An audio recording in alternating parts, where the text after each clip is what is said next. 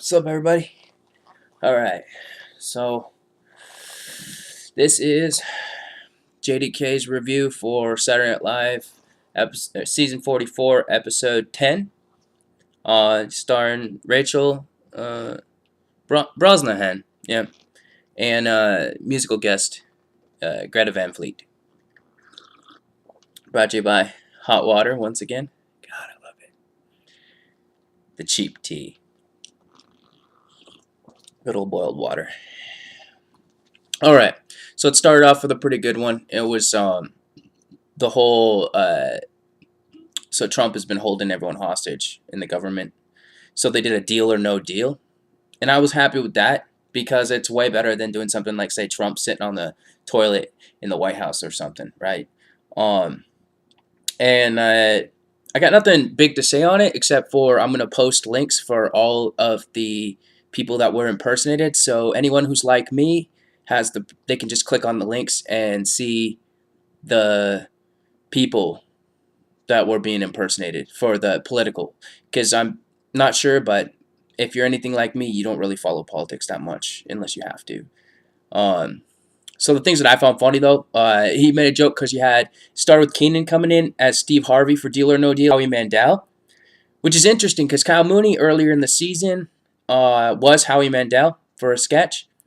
But at the same time, it was funny because they had a joke about shaking hands and getting Ebola. It's pretty funny. And then he had a joke about how getting in trouble for smuggling teeth is another good one. And then in comes Alec Baldwin playing Trump, of course, because apparently nobody on the team currently can. And that's fine. They don't have me yet, I can do it. And, so then they made a joke about women holding briefcase, the only way that he knows how to do business. Nice little easy quip on him. Anyway, then, the whole thing was Trump basically rejecting deals from people. That was the whole thing, but in a deal or no deal format. So you had funny stuff like Schumer had a joke about how it's red glasses. And if you look up videos on him, I'm not going to link certain people because you should know who certain people are, especially a close relative of Amy Schumer. Yeah, he likes to talk about it. I don't know about her. She does. They talk about it. They're related. But, he had fiery red cheetahs he had to put on. That's pretty clever because he does. He has different glasses. It's pretty interesting when you start researching into it a little more, which has been kind of fun for me. So anyway, it's not about me. It's about Saturday Night Live, episode 10 from season 44. So anyway, you had Melissa playing the new up-and-comer from, I want to say New York, Scariel Cortez. Real interesting woman for sure. 28, I think she is. Maybe younger. And they had Ego doing Cardi B, which I thought was cool because Cardi B was in the news kind of doing a thing where she was talking about it. And she went shmoney. Shmoney, I was just like, that's so funny. Shmoney, the way she said it was perfect. It's probably a Cardi B thing I don't get, but I liked it. And that was about it, really. Then you go into the host. And the host, they did a sing-song bit. That's what I call them when the host sings. But it was all about, it was like happy tone leading into darker themes. And but before she sang, she did make a joke about, because I've never seen I will see it, but the comedy show that she's in, it's the Marvelous Mrs. Something, and it did look interesting. Man, I don't have services. They cost money, and I don't care to, I'd rather spend it on other stuff. No lie, like alcohol. But anyway, the Marvelous Mrs. And so it was like, oh, they buy it on Amazon. You can check out the host. It's pretty good stuff. It was a decent episode overall. Let's see. Oh yeah, then Cicely come in and she was talking about finding a killer. So I'm kind of curious if they're gonna bring that back later in the season. Only a few more episodes left, so maybe they'll carry it over to season 45. That'd be fun to play with. What else? Oh, they bipped on Kyle not being able to sing. He's like, I can sing. I feel more and more Kyle and me are like the same style. I just don't know. I'm not sure that Kyle did improv like I've done. So, but I typically in a team format, a lot of times I'm the brunt. And I feel like Kyle's kind of like that. More on that later, though. Well, not specifically, but Kyle and Pete Davidson are starting to feel very similar to me in like interchangeability with their performance and delivery and such. Um, but anyway, yeah, that's it. Kyle got kicked out for 80, and 80's always fun. 80, you're great. You're great. You know, you and David Spade, right? I wonder. I don't know. Look it up. Anybody else from Center at Life from Arizona? I don't know, but 80 is. So then that led into the Action News 9, which was an earthquake bit where there was an earthquake, and Kate McKinnon was playing the lady that was doing the dry anchor, and so um, excuse me. Oh, right. It was all about this name changing at the Social Security office or whatever for the name changes. But because of the earthquake, the people couldn't get their names changed. So all the people on the news had funny names, and then all the lists had funny names, and that was basically the whole premise. Is like, it had a very. This episode had a lot of Second City feeling to it, which I really appreciate. This whole season so far has really had a lot of Second City feeling to it. You can definitely tell, and I'm starting to understand that. And let's see. Oh, so like the little things, right? So it was Kate McKinnon and Mikey Day being the host. What's it like the anchor on the like ground zero and then back home. And then you had it started. You had Keenan and Mooney with goofy names, and I'm pretty sure like I get it. It's what it is. But you know, I personally don't follow the Mulaney school of improv. But a lot of people do, so it makes sense. But they basically had sorry to cut off Mr. Penis. And then you had the nurse was played by the hostess.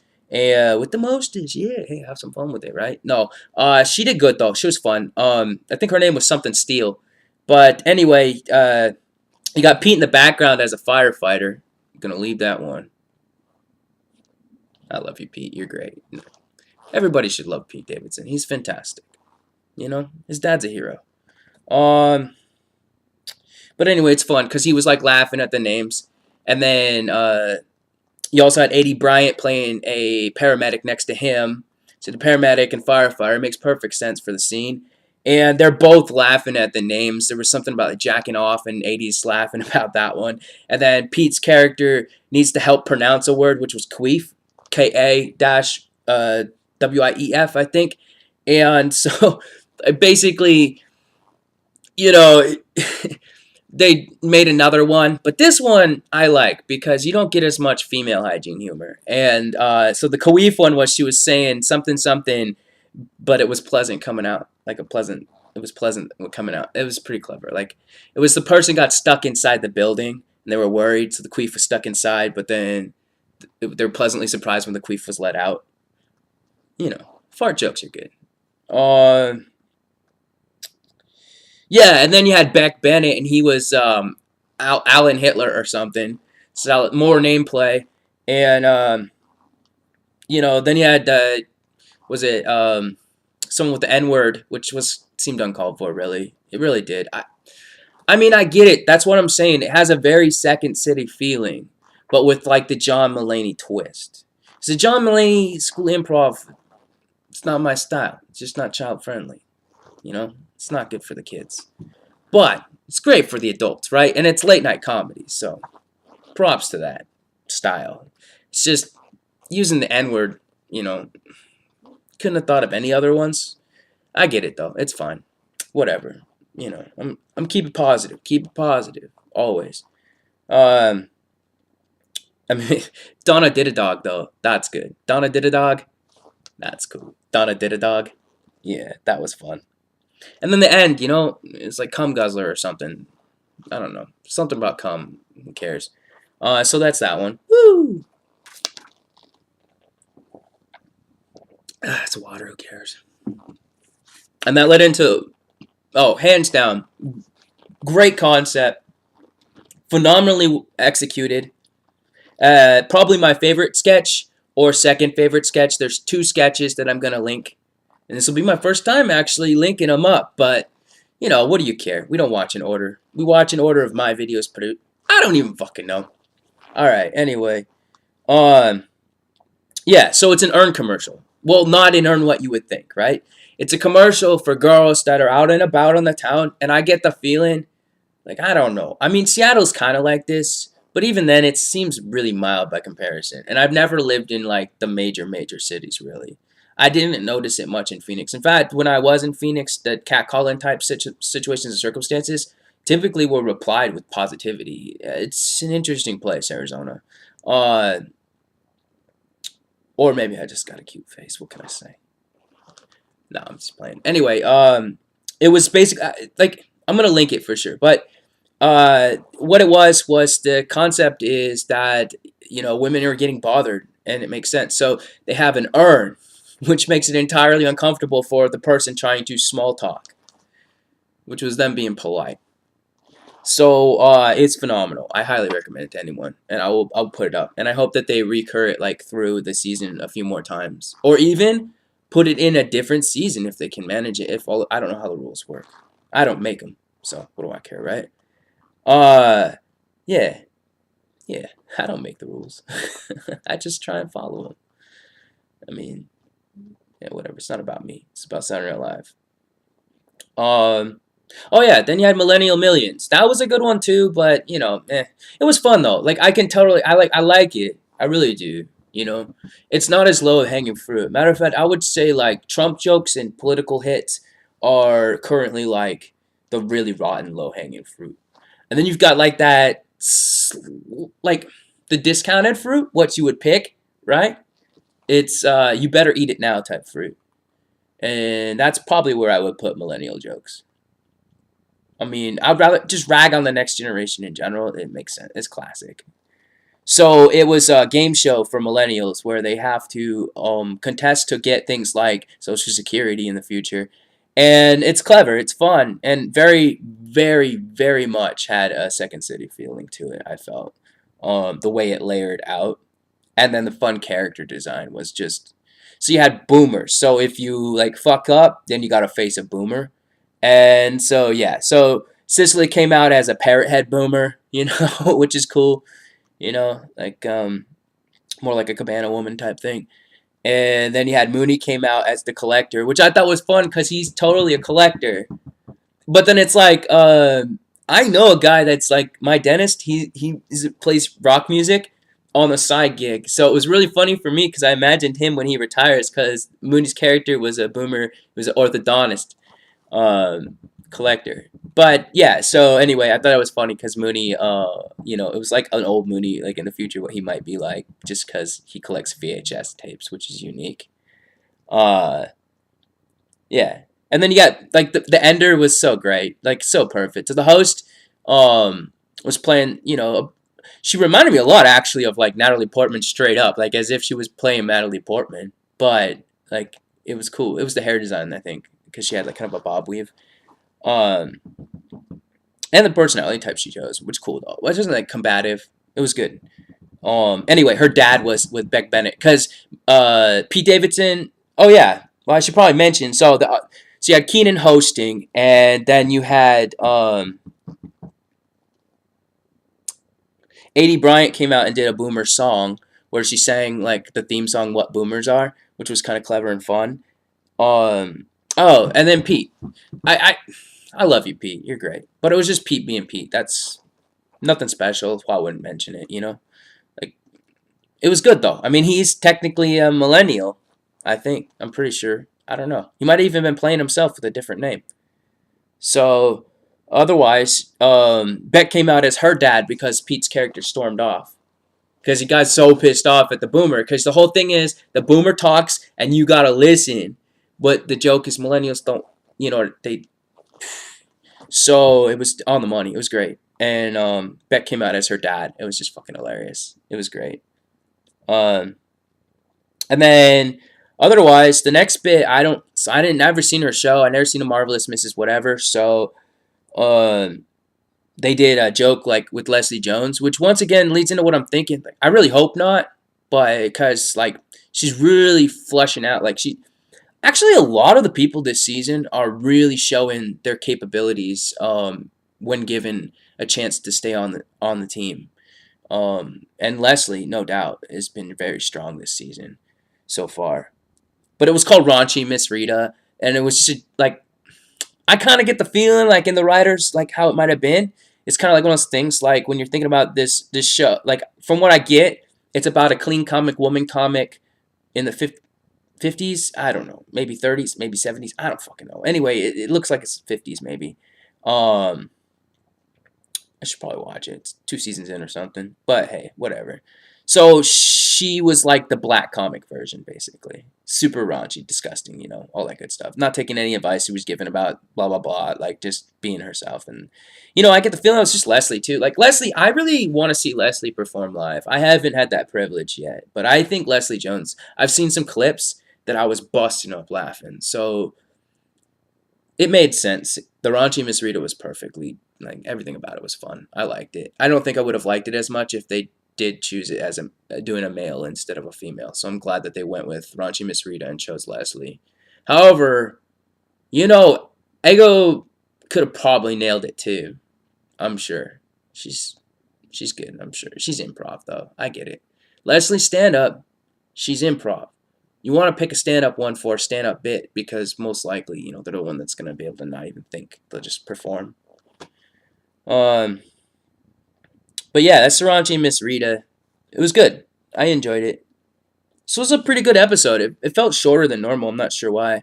And then Greta Van Fleet went up, and I had never heard of them before they performed. So there's that. They look super young, and looking into it, they must be they're probably like 21, maybe even younger, right? I seen some people I was on the tube, and some people were saying like, oh, this and that about Zeppelin or something, and I'm just like, man, I never even liked Zeppelin really anyway, so shoot me now or later. Same thing applies to Floyd. Like I like Zeppelin, but I've never been like into Zeppelin, and as it applies to Floyd, I've never liked Floyd, so go sit on a wall as far as I'm concerned. Get it? Whatever. Just ask Trump. Breaking the wall. Stupid. So stupid. But yeah, I got from it. So the main thing is they look good to me. They looked comfortable, happy, doing their thing, jamming out. A lot of people were complaining they looked too small and the stage was swallowing them, but them tiny kids, them tiny. There's nothing. Like I could have, like in my head, I can imagine some crazy stuff, but I don't know how that works. I gotta imagine it's dealing with like the managers, the tour. They probably have the setups based around music videos or tours that they're currently doing. But I don't know how this. Like I'm not the music. That's what I'm saying. So I think Greta Van Fleet did great, and I think that kid, that's the lead singer. I'm totally gonna work on him, and I'm gonna have cause he's just gonna get better and bigger, I'm sure. And then I'll be totally, cause that's like the hair's not helping it out, but cause he has curly hair, is what I'm saying. I don't know. Check it out. It's cool. I liked it. I would actually. This is probably one of the few episodes I'd say watch it all the way through. No joke. I don't say that often at all.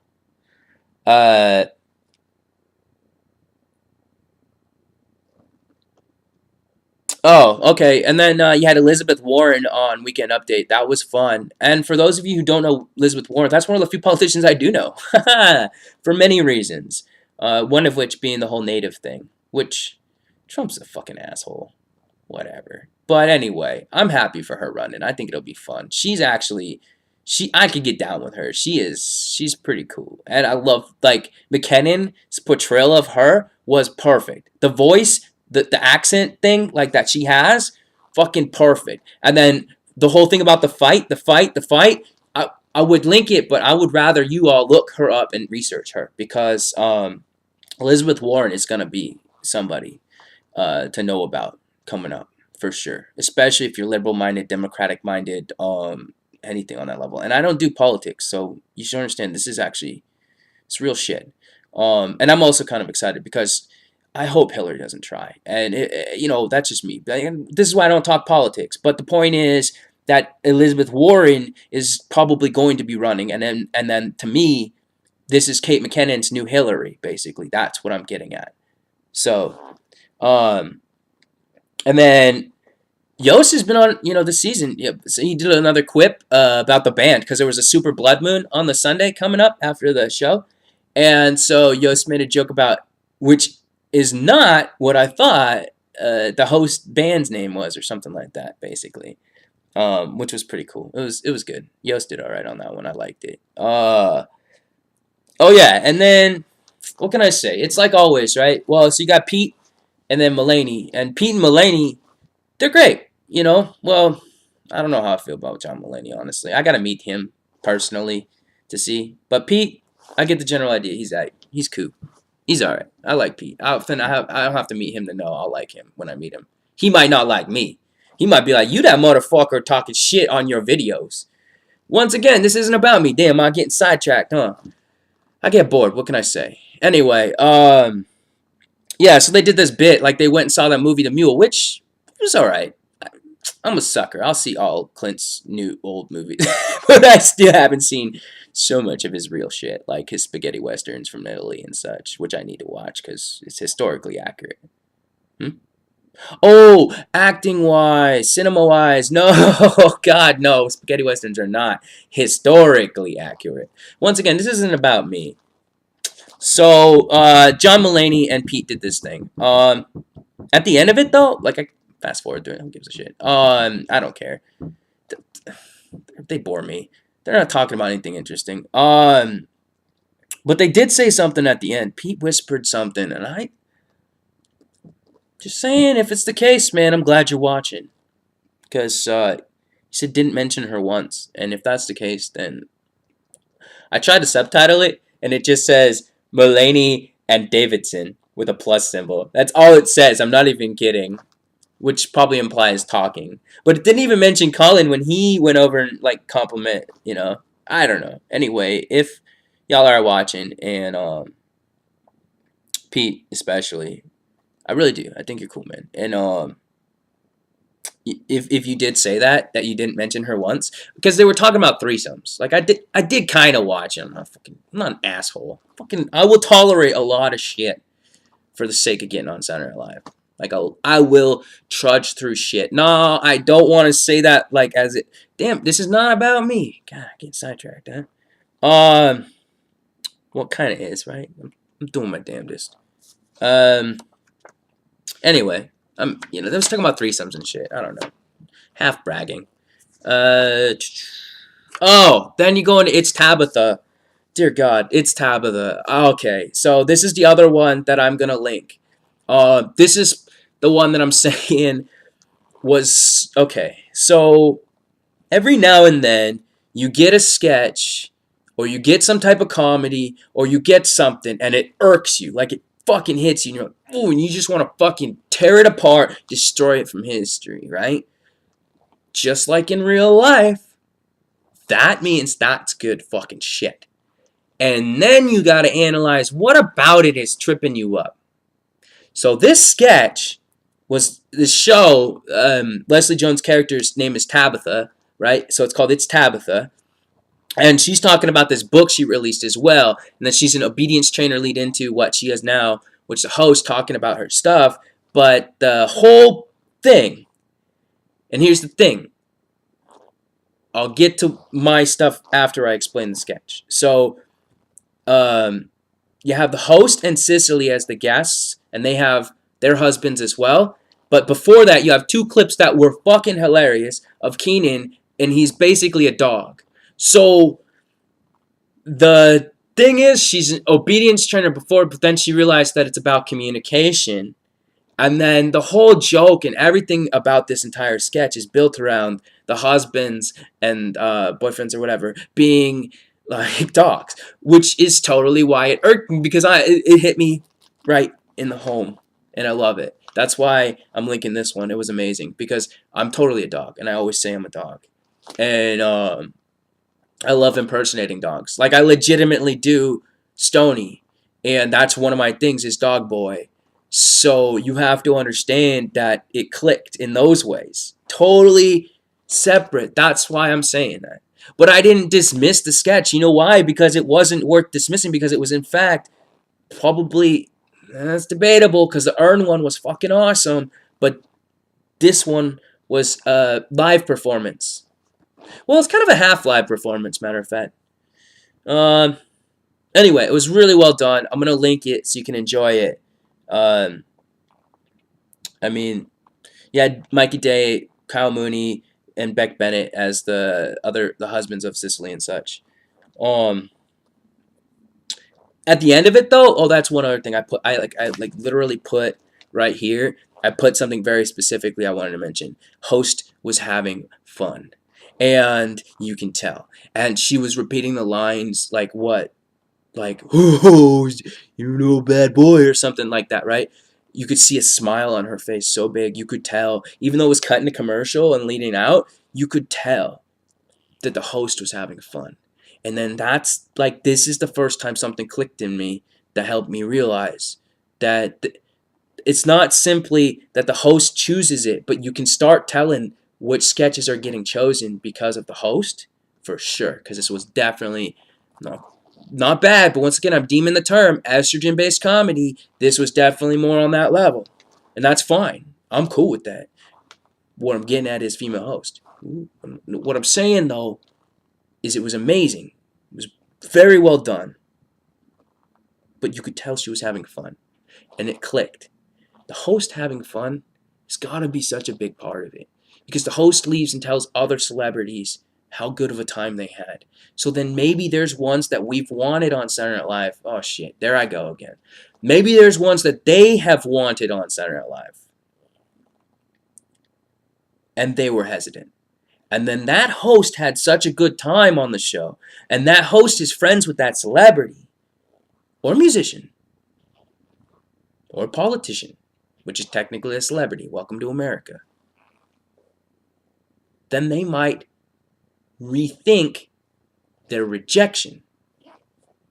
But what the fuck do I know? I'm just some nobody. You know, some guy that's at 27 minutes and still has to talk about, oh, only 2 more. It's not bad. And the Kool-Aid one's really fast. Here's how it goes. Oh, yes, campaign, PSA, Kool-Aid's bad, or smashing through walls is bad. All I'm going to say is, did anybody ask Dane Cook if it was okay to start hacking on his shit? Because ultimately, I know he's kind of suffering right now. I know he's coming back, though, and I'm looking forward to Dane Cook. What's crazy is I didn't like him. I don't like his style, and I'm really not a fan of his Man, he got nothing to do with Saturday Night Live. I need to shut up right now. Point is, he had Kool-Aid jokes that were funny, that were even animated into shorts on Comedy Central. Excuse me. So they did an oh yes thing. Whatever. The only thing I liked about that was seeing Colin Yost, because seeing him on film makes me think about whether or not I could see him on film, which makes me think about writing scripts, which then, in turn, hey Colin, why don't you take a look at this script? Maybe you want it. You can have it. Just make sure you buy me a fucking hamburger, because I'm starving. Maybe not a hamburger. I don't know myself in the future. Yet. No, anyway, and then you just had this thing, like, it's kind of like the commercials. They do these commercials, or it's like the same format, different things. So this one was for Ken Doll's Instagram page. And you had Pete being Pete. So that was 2 times Pete in this episode was basically just being himself with a different name. That's, if I want to start a count or a checklist, that'd be kind of fun, because throughout this season so far up to this point, I'm pretty sure he's at like 4 or 5. And that's not including him on Weekend Update. Which, once again, I love Pete. Hey, man. Hey. In fact, one last thing I'll say before I finish this off is that I was going to say earlier, so Pete and Mooney's characters, if you watch them in these sketches specifically, they are interchangeable. So I can see, like, sometimes that you can use Pete, Mooney, and Pete, and would never probably put them both in the same, but at the end, what I'm saying, brunt of the joke is fine by me. Being just, as long as you're there. Phil Hartman, a lot of times, was just being a staple to the group. He was being helpful, and he was doing what he needed to be doing. He was doing his job, but more importantly, he knew what he was doing. So anyway, the few things that I liked from that, the baby raccoon thing, I thought that was pretty clever. Basically, it's her dog. No, it's a baby raccoon. It looks like a raccoon too, so it's cool. I'm still working on liking Heidi, but her dumb character is every character. It's all that same character. And if you don't know otherwise, it is also basically the same voice that she used for the cat character from that one thing that the guy did from the other thing. No, but I did like Keenan's character, especially when he's like, "Ooh, if I were a cartoon character, my head would pop like a balloon." So that's it. Nothing else. That's season 44, episode 10. And I would definitely say watch the whole thing through and maybe buy a Greta Van Fleet album. Support the kids. Fuck it, man. They got more soul than a lot of the motherfuckers I hear. I'm not even kidding. Like, they didn't do that bad. I really don't say that often either.